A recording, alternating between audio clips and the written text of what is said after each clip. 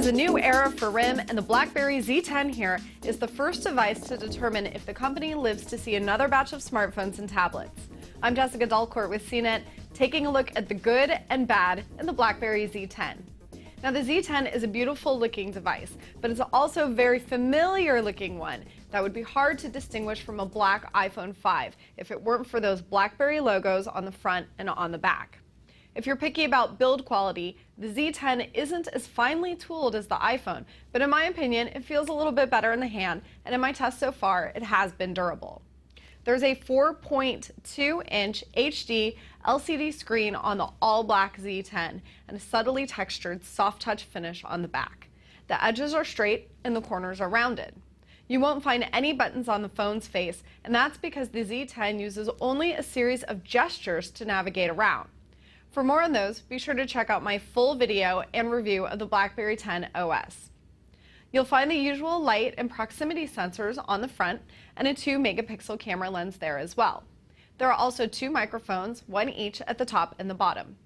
The phone has a micro HDMI port right next to the micro USB charging port, so you'll be able to easily connect the phone to your TV. The power buttons up top and the volume buttons are on the side. They do triple duty to also take screenshots and to trigger the camera shutter. The button in between these two launches voice control. On the back of the phone, you have an 8-megapixel camera lens and flash, plus the NFC module. Below the back panel, you'll find the micro SD card slot, which comes with 8 gigabytes pre-installed and which takes up to 32 gigabytes of your own memory. The Z10 runs on a 1.5 gigahertz dual-core Qualcomm Snapdragon S4 Plus processor and supports 4G LTE and HSPA+.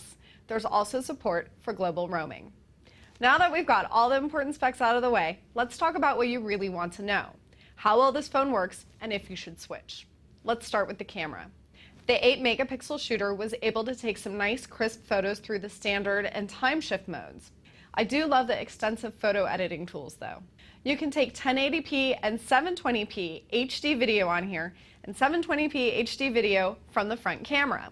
BlackBerry Messenger is classic RIM, and in this version you get video chats and screen sharing, as well as the usual free BlackBerry to BlackBerry messaging. It's a good feature.